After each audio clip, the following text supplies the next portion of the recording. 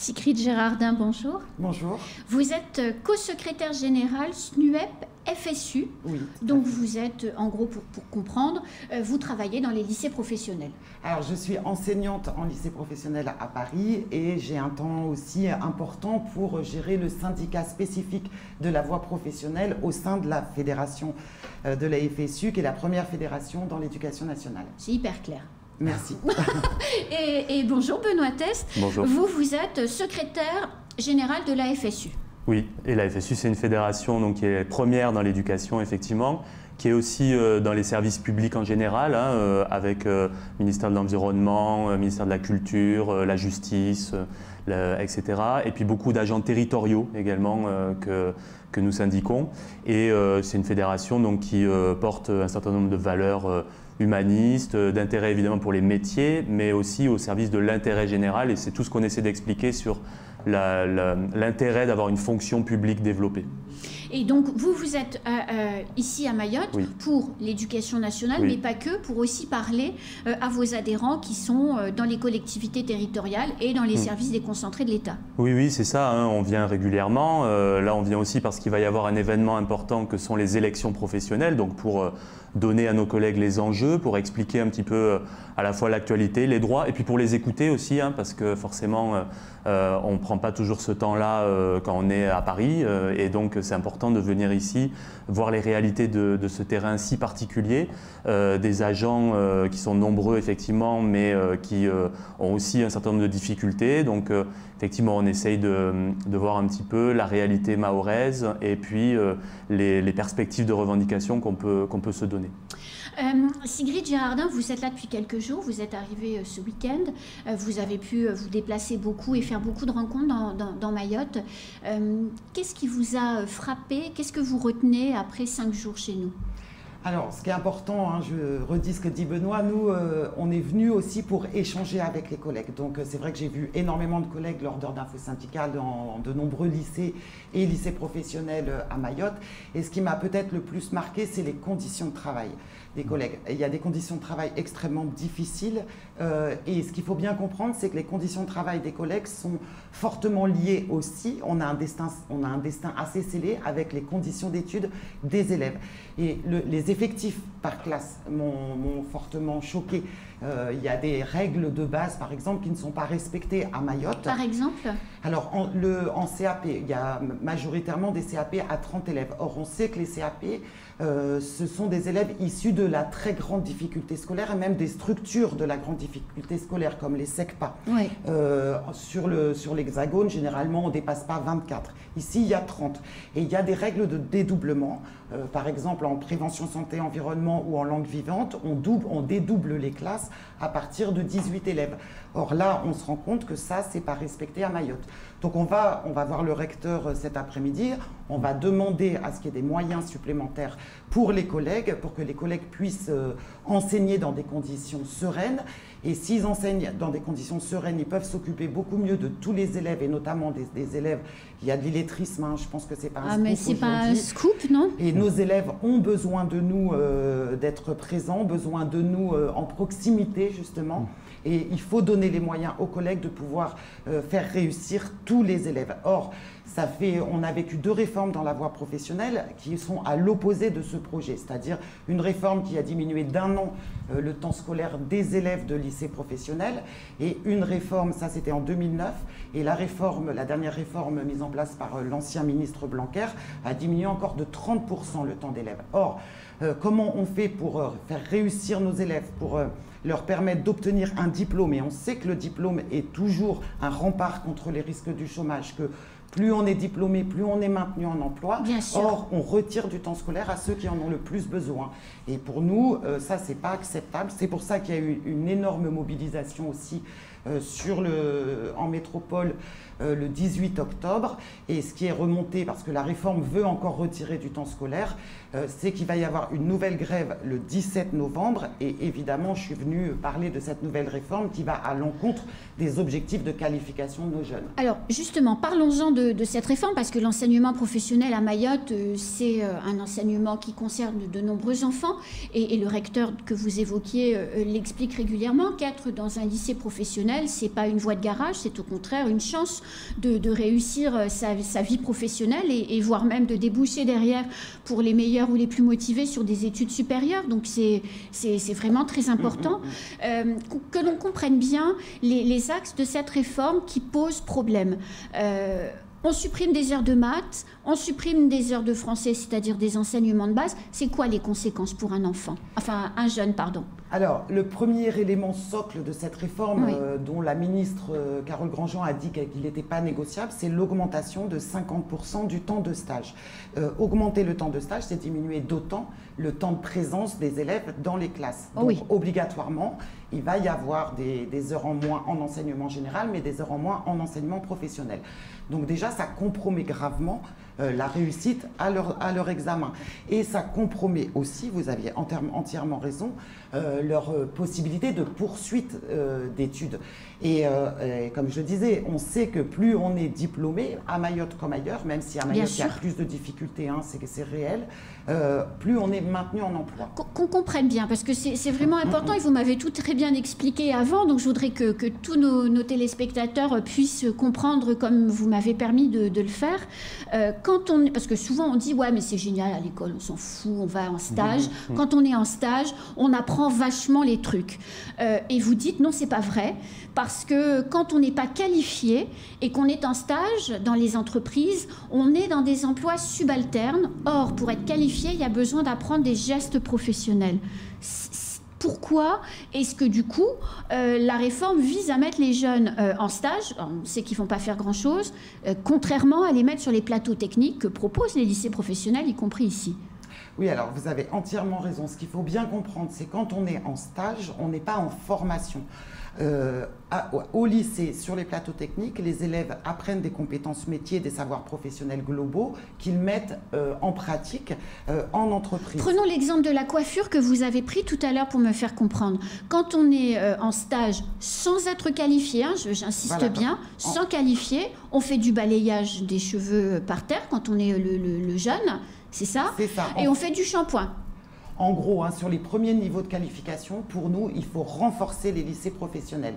Parce que sur les plateaux techniques en lycée professionnel, déjà, il y a un personnel qui s'appelle un enseignant, qui est là avec 12 à 18 élèves et qui leur apprend effectivement des gestes techniques, mais tous les savoirs professionnels connexes, c'est-à-dire comment on utilise aussi, pourquoi on met des gants sur des produits dangereux, des gestes techniques de coupe, de couleur, de brushing. Il y a aussi tout l'aspect de communication, comment on communique et qu'est-ce qu'on peut dire aux clients. Il y a l'aspect aussi des facturations. On voit tout ça quand on est sur les plateaux techniques. Donc en cours, quelque part. En cours, à l'école. C'est à l'école que l'on voit ça. Et par contre, quand ils vont en stage, et sur les premiers niveaux de qualification, enfin tout le monde, tous les personnes qui nous écoutent, qui vont chez le coiffeur, le voient. En réalité, ils balayent, ils font les shampoings et c'est tout. Donc si on augmente les stages, ça veut dire qu'il y aura moins de plateaux techniques aussi, ça veut dire qu'on va perdre en compétences métiers et ça veut dire qu'on risque de boucher l'avenir professionnel des jeunes parce qu'ils vont pouvoir candidater uniquement sur des postes subalternes. C'est une forme d'assignation à résidence sociale et ça sera très compliqué pour eux, sans base complète du métier, de pouvoir évoluer au niveau de leur carrière professionnelle. Alors, Benoît Test, ces jeunes qui sont en enseignement professionnel, on a souvent dit, et ça a été l'objet des réformes successives, que ces jeunes gens, une fois qu'ils avaient leur bac, ils pouvaient accéder à des formations supérieures. Je pense à des BTS, je ne sais pas comment on appelle aujourd'hui le DUT, vous allez me trouver peut-être très vieille, mais pour moi, enfin voilà, BTS, DUT, tous ces bacs plus 2 en quelque sorte. Quand moi j'étais à l'école, on n'y retrouvait que des bacs générales. Et puis progressivement, maintenant, on peut trouver dans ces classes des bacs générales, des bacs techniques et des bacs professionnels. Ce qui veut dire que tous les jeunes ont les moyens de suivre les formations et les enseignements supérieurs qui sont proposés. Si on enlève au bac professionnel des heures de maths, des heures de français, des heures d'anglais, des heures de tout ce que vous voulez, comment ils vont faire quand ils vont se retrouver en BTS ? C'est exactement le problème. Effectivement, vous le pointez très bien. Il y a un continuum qui permet que le lycée pro, au même titre que le lycée général et technologique, soit une voie qui permette la qualification, qui permette aussi l'insertion professionnelle éventuellement, et les poursuites d'études. Bah, c'est important. Et oui. Et là, on est en train finalement de séparer le système en deux, avec d'un côté les bacs généraux, d'un autre côté les bacs professionnels. Et au milieu, les bacs technologiques dont on ne sait pas très bien effectivement ce qu'ils deviendront dans ce système-là. Et avec effectivement l'idée que les bacs pro, c'est pas tellement pour la poursuite d'études, c'est pour l'insertion professionnelle rapide. Et donc on se rapproche dangereusement du modèle de l'apprentissage. En fait, on dit il y a toute une partie de la jeunesse qu'on va former sur le modèle de l'apprentissage, donc dans l'entreprise directement, on va reproduire les gestes professionnels uniquement et pas avoir cet accès aux qualifications importantes qui sont un acquis historique. Tout le mouvement de démocratisation, ça fait des dizaines d'années que les collègues se battent, qu'on se bat syndicalement, mais qu'on se bat aussi politiquement pour obtenir cette élévation globale des qualifications de l'ensemble de la population, et c'est même bénéfique au pays sur le long terme. Sur le long terme, on a plus de travailleurs qualifiés, ça permet à l'économie de mieux fonctionner. On voit les enjeux de demain qui sont colossaux, on a besoin de gens bien formés pour faire la transition écologique, c'est pas rien. Il y a quand même beaucoup de choses à faire dans le bâtiment, dans toute une série de domaines. Vous n'allez pas me dire qu'on n'a pas besoin de gens qui vont être très performants, très forts et très qualifiés. Mais c'est aussi le vieillissement de la population et donc l'aide à la personne. On a là aussi une réflexion énorme à mener sur les qualifications. On ne peut pas en rester à ce système où l'aide à la personne, on a une pénurie de personnel, on a des gens qui sont pas bien payés, qui ne sont pas reconnus et au final, finalement, une société dont on ne s'occupe pas bien. Et donc tous ces métiers-là, du soin, du bâtiment, mais tous les métiers qui sont dans la voie pro, on ne peut pas accepter cette déqualification globale. Et c'est un petit peu le message que vous faites passer, Madame, Monsieur, cette semaine, parmi vos adhérents et puis parmi les gens qui vont voter, qui ne sont pas forcément adhérents, de pouvoir mettre en avant et protéger finalement cette qualité d'enseignement et cette vision finalement de l'avenir de nos jeunes. Bien sûr, vision de société et peut-être du coup pour faire le lien, nous on a une bataille centrale aujourd'hui sur les salaires, sur les retraites aussi, je peux y revenir aussi, mais sur les salaires. Et pour faire le lien, c'est vraiment la question de la reconnaissance des personnels qu'on porte à travers la question des salaires, c'est-à-dire le niveau de rémunération, ça dit beaucoup de la place qu'on nous accorde dans la société. Et donc c'est aussi pour ça qu'on dit qu'il faut se battre sur cette question-là. On a eu 3,5% en termes de points d'indice dans la fonction publique. Ça ne correspond pas à l'inflation. On perd régulièrement du pouvoir d'achat avec ça. Comme tout le monde, rassurez-vous. Oui, comme tout le monde, exactement. Et c'est bien pour ça d'ailleurs qu'on s'inscrit dans des mouvements interprofessionnels. À chaque fois, on est bien à dire c'est public, privé, et c'est une convergence par le haut qu'il faut porter. Il faut effectivement aller, là en ce moment, il y a la revendication de 10% d'augmentation qui serait un minimum et une urgence, et après aller vers une reconnaissance des qualifications, une élévation de tout le monde. Et à Mayotte, c'est particulièrement important parce qu'on a aussi des soucis d'attractivité des métiers.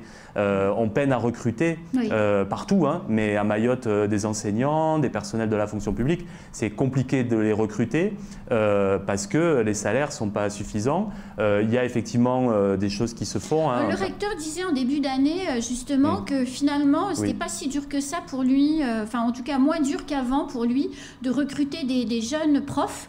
Parce qu'avec l'indexation et que en fait en gros le jeune prof on va le mettre dans une ZEP toute moche en Ile-de-France, vraiment très très laide, alors qu'ici il peut être mieux rémunéré, être dans une zone difficile parce qu'on ne peut pas dire que Mayotte c'est simple, mais en tout cas moins difficile que ce qu'on pourrait lui préposer en métropole et que lui il arrive à recruter. Mais heureusement qu'il y a l'indexation et heureusement qu'il y a des dispositifs qui permettent de compenser les conditions de travail qui sont quand même extrêmement particulières. Ah oui. Nous on demande... Mais on est au soleil. Oui, c'est sûr, mais ça n'excuse pas tout.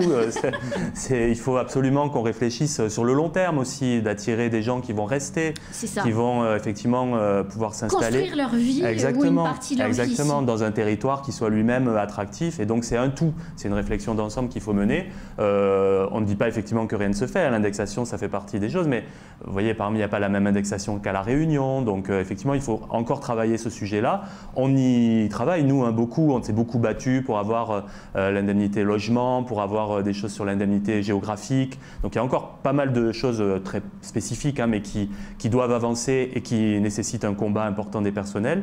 Et puis il y a la question du recrutement de contractuels, hein. Ici, on est recruté pas de manière pérenne, sur des emplois qui ne sont pas stables. Il y a 50% de contractuels. Les contractuels, par exemple, ne cotisent pas de la même manière pour la retraite. Et à Mayotte spécifiquement, hein, il y a un sujet qui est une vraie bombe à retardement pour les gens à titre individuel, hein, qui vont découvrir à la fin de leur carrière qu'ils ont beaucoup moins de droits à retraite que ce qu'ils pourraient revendiquer. Donc on a tous ces sujets-là qui sont majeurs pour la FSU. Et que vous avez développé toute la semaine. Bien vous sûr. restez encore combien de temps? Moi, je repars dimanche. Oui, pareil. Donc voilà, ça vous fait encore 3 jours Oui. sur place pour échanger, pour discuter et pour mettre en avant vos idées. Bah, bon C'est courage ça. alors, madame, monsieur. Merci à vous et merci de l'accueil. Je vous en prie. C'est la fin de ce temps de parole. Tout de suite, la suite de nos programmes.